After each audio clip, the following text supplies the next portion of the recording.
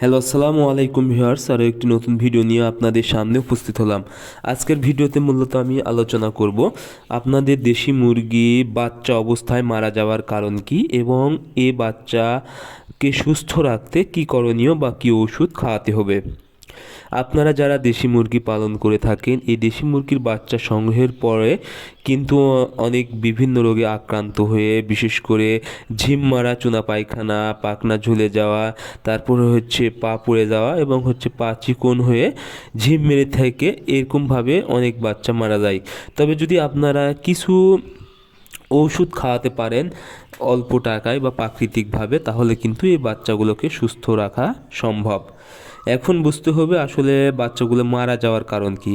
সর্বপ্রথম যে কারণে বাচ্চা মারা যেতে পারে সেটা হলো, বাচ্চা যখন আপনারা সংগ্রহ করবেন তখনই কিন্তু অনেক দুর্বল বাচ্চা থাকে। এই দুর্বল বাচ্চাগুলো একসময় এমনিতেই মারা যায়, কিন্তু এই বাচ্চাগুলোকে যদি আপনারা কিছু ওষুধ দিতে পারেন, বিশেষ করে প্রাকৃতিকভাবে যদি দেন তাহলে লেবুর রস দিতে পারেন। এই লেবুর রসে কিন্তু অনেক ভিটামিন সি থাকে এবং এনার্জি দেয়। এটি মূলত মুরগির বাচ্চার শরীরের রোগ প্রতিরোধ ক্ষমতা বৃদ্ধি করে এবং দুর্বল বাচ্চাকে কিন্তু অনেকটাই সবল করে দেয়।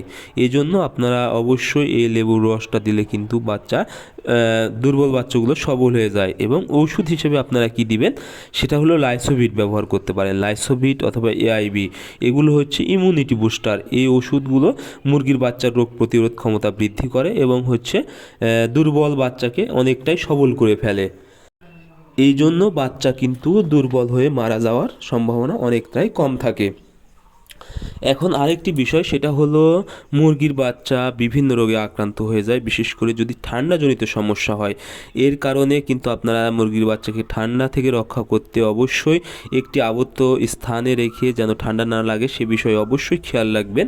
এবং প্রাকৃতিকভাবে ওষুধ হিসেবে আপনারা রসুন, কালো জিরা এবং আদার রস আপনারা এক জায়গায় পিষে এগুলো যদি মুরগির বাচ্চাকে খাওয়াতে পারেন, তাহলে কিন্তু বাচ্চাকে ঠান্ডার হাত থেকে রক্ষা করতে পারবেন এবং বাচ্চা বিভিন্ন রোগ থেকে কিন্তু রক্ষা পাবে।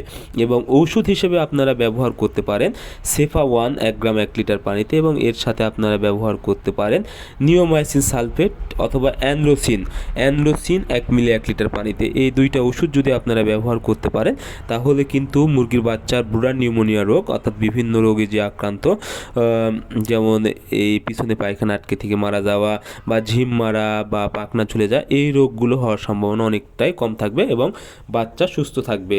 সো আমি যেভাবে বললাম, আপনারা যদি বাচ্চা সংগ্রহের পর থেকে 1 থেকে 10 দিন এভাবে ব্যবহার করতে পারেন ওষুধগুলো, আশা করি আপনাদের বাচ্চা একটিও মারা যাবে না এবং বাচ্চাগুলো সুস্থ থাকবে। সো ধন্যবাদ সবাইকে।